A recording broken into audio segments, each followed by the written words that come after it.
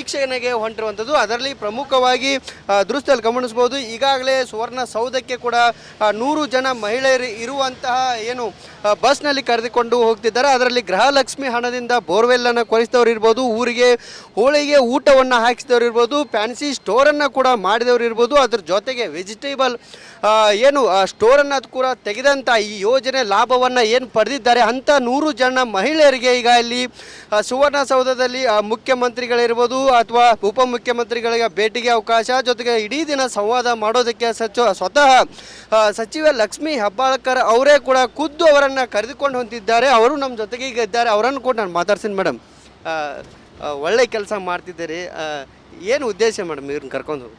ಉದ್ದೇಶ BJPಯವರು ಅಭಿವೃದ್ಧಿ ಕುಂಠಿತ ಆಗಿದೆ ಅಂತ ಹೇಳ್ತಾರೆ. ಉದ್ದೇಶ ಕರ್ನಾಟಕ ಸರ್ಕಾರ ಕೊಟ್ಟು ಮಾತಂತೆ ನಡ್ಕೊಳ್ತಾ ಇಲ್ಲ ಅಂತ ಹೇಳ್ತಾ ಇದ್ದಾರೆ.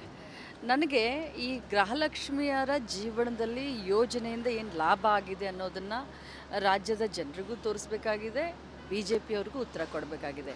ಜೊತೆಯಲ್ಲಿ ಈ ಯೋಜನೆಯ ಅನುಷ್ಠಾನ ಯಾವ ರೀತಿ ಆಗುತ್ತೆ, ಸರ್ಕಾರಗಳು ಯಾವ ರೀತಿ ಕೆಲಸ ಮಾಡ್ತವೆ, ಕಾರ್ಯವೈಖರಿ ಏನು, ಮುಖ್ಯಮಂತ್ರಿಗಳು ಯಾವ ರೀತಿ ಇರ್ತಾರೆ, ಅವರ ಕಾರ್ಯವ್ಯಾಪ್ತಿ ಏನು, ಅವರ ಆಫೀಸ್ ಹೇಗಿರುತ್ತೆ, ಸೆಕ್ರೆಟ್ರಿಯೇಟ್ ಹೇಗಿರುತ್ತೆ, ಉಪಮುಖ್ಯಮಂತ್ರಿಗಳ ಕಾರ್ಯ ಏನು, ನನ್ನ ಇಲಾಖೆ ಹೇಗೆ ಕೆಲಸ ಮಾಡುತ್ತೆ, ಸುವರ್ಣಸೌಧದಲ್ಲಿ ಕಲಾಪ ಯಾವ ರೀತಿ ಆಗುತ್ತೆ, ಹೇಗೆ ಚರ್ಚೆಗಳಾಗ್ತವೆ. ಯಾಕೆಂದರೆ ಸಾಮಾನ್ಯ ಗೃಹಲಕ್ಷ್ಮಿಯರು ಬೇರೆ ಬೇರೆ ರಾಜ್ಯದ ಬೇರೆ ಬೇರೆ ಮೂಲೆಯಿಂದ ಬಂದಂಥವ್ರು, ಇವ್ರಿಗೂ ಕೂಡ ಸ್ವಲ್ಪ ತಿಳುವಳಿಕೆಯನ್ನು ಕೊಡಬೇಕು. ನಾವು ಈ ಯೋಜನೆಯನ್ನು ತಯಾರು ಮಾಡಬೇಕಾದ್ರೆ ಪ್ರತಿ ತಿಂಗಳು ಇವರ ಮನೆ ಬಾಗಿಲಿಗೆ 2,000 ರೂಪಾಯಿಯನ್ನು ಮಾನ್ಯ ಮುಖ್ಯಮಂತ್ರಿಗಳು ಉಪಮುಖ್ಯಮಂತ್ರಿಗಳ ಆಶೆಯಿಂದ ನಾನು ಹಾಕಬೇಕಾದ್ರೆ ಅದರ ಹಿಂದಿನ ಶ್ರಮ ಅವ್ರಿಗೂ ಗೊತ್ತಾಗಬೇಕು, ರಾಜ್ಯದ ಮಹಿಳೆಯರಿಗೆಲ್ಲರಿಗೂ ಗೊತ್ತಾಗಬೇಕು ಅನ್ನುವಂಥ ಒಂದು ಸಣ್ಣ ಪ್ರಯತ್ನವನ್ನು ಮಾಡ್ತಾ ಇದ್ದೀವಿ. ಎಲ್ಲೆಲ್ಲಿಂದ ಬಂದಾರೆ ಮೇಡಮ್, ಯಾವ್ಯಾವ ಈ ಲಾಭವನ್ನು ಪಡೆದಿದ್ರು, ಏನೇನು ಮಾಡಿದ್ರಲ್ಲ? ಇಲ್ಲ, ಇಡೀ ರಾಜ್ಯದ ಮೂಲೆಯಿಂದ ಬಂದಿದ್ದಾರೆ, ಪ್ರತಿಯೊಂದು ಜಿಲ್ಲೆಯಿಂದ ಒಬ್ಬೊಬ್ಬರು ಇವಿಬ್ಬರು ಬಂದಿದ್ದಾರೆ.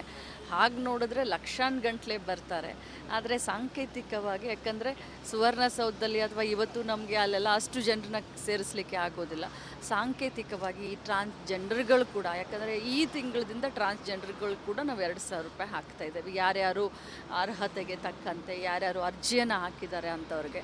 ಸೊ ಎಲ್ಲರಿಗೂ ಕೂಡ ನಮ್ಮ ಕಾರ್ಯವನ್ನು, ಕಾರ್ಯವ್ಯಾಪ್ತಿಯನ್ನು, ಕೆಲಸವನ್ನು, ಹೇಗೆ ಸರ್ಕಾರಗಳು ನಡೀತವೆ, ಹೇಗೆ ಚರ್ಚೆಗಳಾಗ್ತವೆ, ಇದನ್ನೆಲ್ಲ ಅವ್ರನ್ನ ತೋರಿಸಿ ಅವರ ಅನುಭವವನ್ನು ರಾಜ್ಯದ ಜನತೆಗೆ ಹೇಳಿ ಉಳಿದ ಗೃಹಲಕ್ಷ್ಮಿಗಳು ಕೂಡ ಎಜುಕೇಟ್ ಆಗಲಿ ಅನ್ನೋದು ನನ್ನ ಆಸೆ.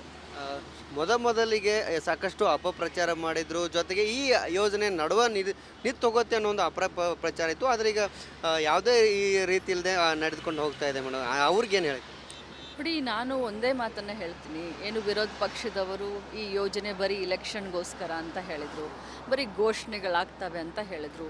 ಈ 5 ಗ್ಯಾರಂಟಿ ನಾವು ಯುವಕರನ್ನು ಮತ್ತು ಮಹಿಳೆಯರನ್ನ ತಲೆಯಲ್ಲಿ ಇಟ್ಕೊಂಡು ಮಾಡಿದಂಥ 5 ಗ್ಯಾರಂಟಿಗಳು.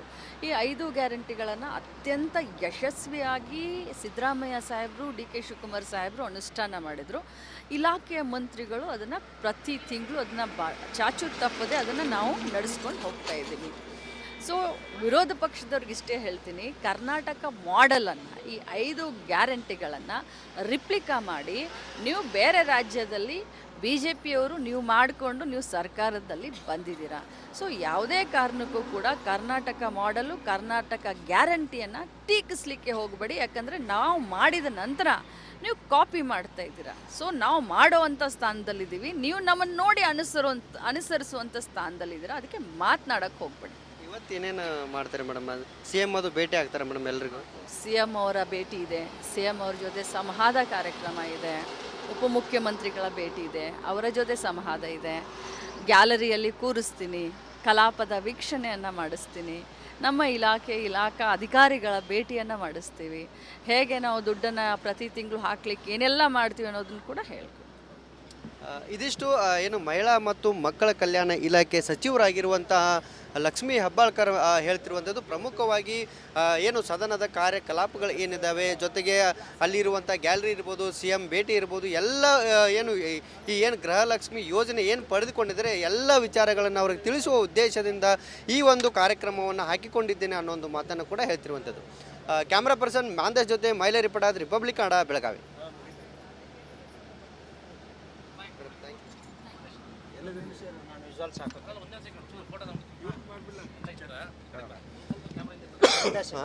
ಸರ್ ನೀವು ಒಂಚೂರು ಹಿಂದೆ ಜರಿಗೆ ಅದು ಹಿಂಗೆ ಮುಗಿಲ್ ತಡೆ ಅವ್ರು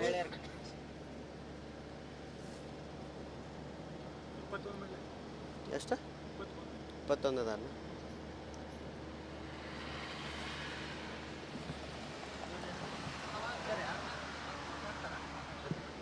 ಇನ್ನೊಂದು ಮಾಡಿಬಿಡ್ತಾರೆ ಅವ್ರನ್ನೂ ಮಾತಾಡ್ತಾರೆ ಅಲ್ಲಲ್ಲ ಜನರನ್ನು ಮಾತಾಡ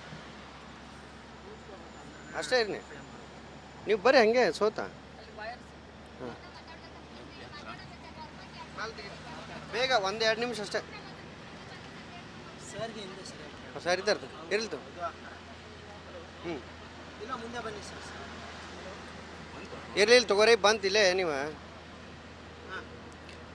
ಗೃಹಲಕ್ಷ್ಮಿ ಯೋಜನೆ ಲಾಭ ಪಡೆದಂಥ ಸುಮಾರು 100 ಜನ ಮಹಿಳೆಯರಿಗೆ ಈಗ ಸದನದ ಕಾರ್ಯಕಲಾಪಗಳನ್ನು ತೋರಿಸಬೇಕು ಅನ್ನೋ ನಿಟ್ಟಿನಲ್ಲಿ ಮಹಿಳಾ ಮತ್ತು ಮಕ್ಕಳ ಕಲ್ಯಾಣ ಇಲಾಖೆ ಸಚಿವರಾಗಿರುವಂಥ ಲಕ್ಷ್ಮೀ ಹೆಬ್ಬಾಳ್ಕರ್ ಅವರು ಸ್ವತಃ ಬಸ್ನಲ್ಲಿ ಕರೆದುಕೊಂಡು ಹೊಂಟಿದ್ದಾರೆ. ಅಲ್ಲಿ ಸದನದಲ್ಲಿ ಏನೆಲ್ಲ ನಡೀತವೆ ಅನ್ನೋ ನಿಟ್ಟಿನಲ್ಲಿ ಅವರಿಗೆ ತೋರಿಸಬೇಕು ಅನ್ನೋ ಒಂದು ನಿಟ್ಟಿನಲ್ಲಿ ಸದುದ್ದೇಶದಿಂದ ಈ ಎಲ್ಲ ಮಹಿಳೆಯರನ್ನು ಕೂಡ ಈಗ ಕರೆದುಕೊಂಡು ಹೊಂಟಿದ್ದಾರೆ. ರಾಜ್ಯದ ಮೂಲೆಗಳಿಂದ ಕೂಡ ಗೃಹಲಕ್ಷ್ಮಿ ಯೋಜನೆ ಲಾಭವನ್ನು ಪಡೆದಂಥ ಎಲ್ಲ ಮಹಿಳೆಯರು ಕೂಡ ಬಂದಿರುವಂಥದ್ದು. ಅದರಲ್ಲಿ ಪ್ರಮುಖವಾಗಿ ಬೋರ್ವೆಲ್ ಕೊರೆಸಿ ಜನರಿಗೆ ನೀರು ಕೊಟ್ಟಿದ್ದಿರ್ಬೋದು ಅಥವಾ ಇಡೀ ಊರಿಗೆ ಊಟವನ್ನು ಹಾಕಿಸಿ ಏನು ಹೋಳಿಗೆ ಊಟವನ್ನು ಹಾಕಿಸಿದಂಥ ಮಹಿಳೆಯರು ಕೂಡ ಬಂದಿದ್ದಾರೆ. ನಾನೀಗ ಸ್ವತಃ ಏನು ಲಾಭವನ್ನು ಪಡ್ಕೊಂಡಿದ್ದಾರೆ ಅವರನ್ನು ಕೂಡ ನಾನು ಮಾತಾಡ್ತೀನಿ.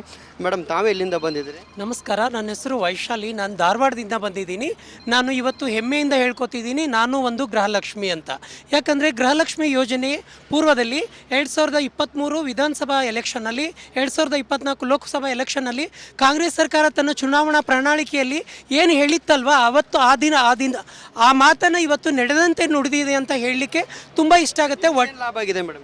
ಒಟ್ಟಾರೆಯಾಗಿ ಕರ್ನಾಟಕ ಲಿಂಗತ್ವ ಅಲ್ಪಸಂಖ್ಯಾತರು ನಾವು ಡಿಸೆಂಬರ್ 11 4 ಗಂಟೆಗೆ ನಮ್ಮ ಸಮುದಾಯದವ್ರಿಗೆ 2 ತಿಂಗಳದ್ದು 3 ತಿಂಗಳದ್ದು ಒಟ್ಟಿಗೆ ಗೃಹಲಕ್ಷ್ಮಿ ಯೋಜನೆ ಹಣ ಬಂದಾಗ ನಮ್ಮ ಸಮುದಾಯದವ್ರಿಗೆ ತುಂಬ ಖುಷಿ ಆಯಿತು.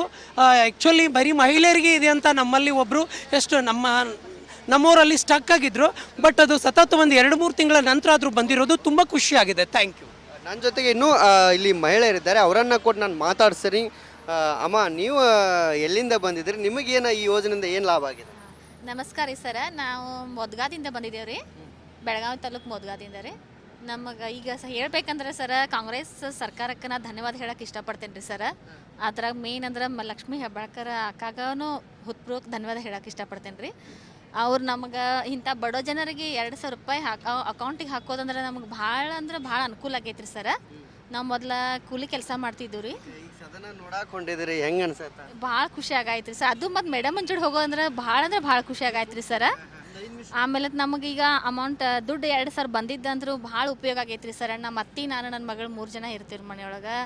ಆ ದುಡ್ಡಿಂದ ಮತ್ತೊಂದು ಮಷಿನ್ ತೊಗೊಂಡೇನಿ ರೀ ಸರ್. ಮೊದಲೊಂದು ಸಣ್ಣ ಮಷಿನ್ ಇತ್ತು, ಆಮೇಲೆ ಈಗ ಒಂದು ಮಷಿನ್ 6 ತಿಂಗಳ ದುಡ್ಡು ಕೂಡಿಟ್ಟು ಮನೆ ನಡೆಸ್ಕೊಂತನ ಅದ್ರಾಗ ಒಂದು ಮಷಿನ್ ತೊಗೊಂಡ್ಕ್ಯಾರ ಸರ್. ನಾನು ಹೊಲ್ಗೆ ಕೆಲಸ ಮಾಡಕತ್ತೀನಿ ರೀ ಸರ್, ಹುಡುಗರ್ನ ಇಟ್ಕೊಂಡು. ಹಾಂ ರೀ ಸರ್, ನಾವು ಒಂದು ಸರಿ ನೋಡಿಲ್ಲ ರೀ ಸರ. ಹೌದು ರೀ ಸರ್, ಎಲ್ಲ ನಂಗೆ ಭಾಳ ಖುಷಿ ಆಗೈತೆ ರೀ. ಅದು ನಮ್ಮ ಮೇಡಮನ ಜೋಡಿ ಹೋಗೋ ಅಂದ್ರೆ ಭಾಳ ಖುಷಿ ಆಗೈತೆ ರೀ ಸರ. ನಮ್ದು ಇದು ಕನಸಿನ ಮಾತು ರೀ ಸರ್. ನಾವು ಬಡ ಜನರ ಇಂತಲ್ಲಿ ಹೋಗೋದಂದ್ರೆ ರೀ ಸರ, ಅವರ ಅನುಕೂಲದಿಂದ ನಾವು ಒಂದು ಸ್ವಲ್ಪ ನೋಡೋದು ಆಗೈತೆ ರೀ ಸರ. ಮತ್ತು ನಮ್ಮ ಊರಾಗ ಅವರ ಕಾಂಗ್ರೆಸ್ ಕಾರ್ಯಕರ್ತರನ್ನು ನಮಗೆ ಭಾಳ ಹೆಲ್ಪ್ ಮಾಡ್ಯಾರ ಸರ. ಮತ್ತು ಇದು ಬರ್ಬೇಕಾದ್ರೆ ಅಂಗನವಾಡಿ ಟೀಚರ್ ಕಟ್ಸಿದ್ದ ನಮ್ದು ಆತ್ರಿ. ಮತ್ತು ಕಾಂಗ್ರೆಸ್ ಸರ್ಕಾರದ ಕಾರ್ಯಕರ್ತರು ನಮಗೆ ಇದು ಹೆಲ್ಪ್ ಮಾಡ್ಯಾರ ಮೇಡಮ್. ನನ್ನ ಜೊತೆಗೆ ಇನ್ನೂ ಮಹಿಳೆಯರಿದ್ದಾರೆ, ಅವರನ್ನು ಕೂಡ ನಾನು ಮಾತಾಡಿಸ್ತೀನಿ. ಅಮ್ಮ, ನೀವು ಎಲ್ಲಿಂದ ಬಂದಿರಿ? ನಿಮಗೇನು ಲಾಭ ಆಗೈತಮ್ಮ? ನಾವು ಮಂಟೂರು ಗ್ರಾಮ ರಾಯಬಾಗ್ ತಾಲೂಕು ರೀ. ನಾವು ರೀ ಗಿರಲಕ್ಷ್ಮಿ ಹಣದಿಂದ ರೀ 13 ಕಂತು ಬಂದಿದ್ರು. ನಾವು ಗಂತಾಲೆ ಮಾಡ್ಬೇಕು ಅನ್ನೋದು ಹುಡುಗರು ಹುಬ್ಳಿ ಧಾರವಾಡ ಕಲಿಯತ್ತಾರೆ ರೀ. ಹುಡುಗರು ಅವ್ರು ಕಲಿದಿಂದ ನಮ್ಗೆ ಕಷ್ಟ ಭಾಳ ಆಗತ್ತಿತ್ತು ರೀ. ನಮ್ಮ ಊರಾಗ ನಾವು ಗಂತಾಲೆ ಬಂದ ಹಣದಿಂದ ಗಂತಾಲೆ ತೆಗೆದುಕೊಟ್ಟೇನೆ ರೀ, ಗಂತಾಲೆ ಮಾಡೇನಿ. ಇಲ್ಲಾಂದ್ರೂ ನಮ್ಮ ಬಾಲೋಡಿ ಜನ ಬರ್ತಾರೆ, ಇನ್ನೂ ಬರ್ತಾರೆ. ಅದು ಇನ್ನೂ ನಮ್ಮ ಮುಂದೆ ದೊಡ್ಡ ಈಗ ಒಂದು ನಾವು ಸಾಲಿ ಪ್ರಾರಂಭ ಮಾಡಿದ್ರು. ಅದರಿಂದ ನಾವು ಬಂದ ಹಣನ ಇನ್ಫೋರ್ನ್ ಮಾಡಿ ನಾವು ಇದನ್ನ ಮಾಡಿದ್ರು, ಕಳ್ಸಾಕ್ರಿ. ಇದಿಷ್ಟು ಗೃಹಲಕ್ಷ್ಮಿಯರ ಮಾತಾಗಿರುವಂಥದ್ದು. ಬಂದ ಹಣದಿಂದ ನಾವು ಗ್ರಂಥಾಲಯವನ್ನು ಮಾಡಿಕೊಂಡಿದ್ದೇವೆ, ಜೊತೆಗೆ ಬದುಕನ್ನು ಕಟ್ಟಿಕೊಂಡಿದ್ದೇವೆ, ಬೇರೆ ಜನರು ಕೂಡ ಅನುಕೂಲವನ್ನು ಮಾಡಿದ್ದೇವೆ. ಇದು ಎಲ್ಲವನ್ನು ಮಾಡಿದ್ದು ಕಾಂಗ್ರೆಸ್ ಸರ್ಕಾರ. ಜೊತೆಗೆ ಮಹಿಳಾ ಮತ್ತು ಮಕ್ಕಳ ಕಲ್ಯಾಣ ಇಲಾಖೆ ಸಚಿವೆ ಲಕ್ಷ್ಮೀ ಹೆಬ್ಬಾಳ್ಕರ್ ಅನ್ನೋ ಒಂದು ಮಾತನ್ನು ಕೂಡ ಹೇಳ್ತಿರುವಂಥದ್ದು. ಮತ್ತು ಜೊತೆಗೆ ನಾವು ಇವತ್ತು ಅವರ ಜೊತೆಗೆ ಸ್ವತಃ ಖುದ್ದು ಏನು ಸದನದ ಕಲಾಪವನ್ನು ಕೂಡ ವೀಕ್ಷಣೆ ಮಾಡ್ತಿದ್ದು, ಅದು ನಮಗೆ ಸಾಕಷ್ಟು ಸಂತೋಷವನ್ನು ತರ್ತಿದೆ ಅನ್ನೋ ಒಂದು ಮಾತನ್ನು ಕೂಡ ಹೇಳ್ತಿದ್ದಾರೆ. ಕ್ಯಾಮ್ರಾ ಪರ್ಸನ್ ಮಾಂದೇಶ್ ಜೊತೆ ಮೈಲಾ ರಿಪೋರ್ಟರ್ ರಿಪಬ್ಲಿಕ್.